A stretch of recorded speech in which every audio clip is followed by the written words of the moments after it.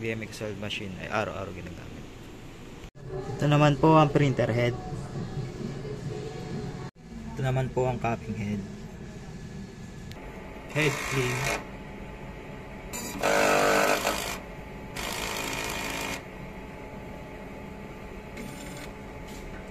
Punasan ng wiper.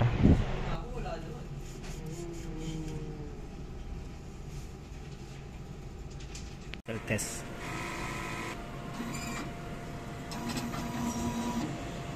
System ay nasa tama ang level. Ang waste tank ay araw-araw nililinis. Ito naman po ang AVR. Ito naman po ang use ink.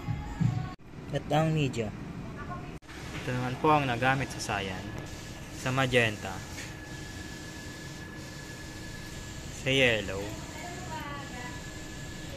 at sa black. At ang daily output record mula September 20 hanggang September 25 na may total na 15 meters. At ang weekly checklist at ang daily checklist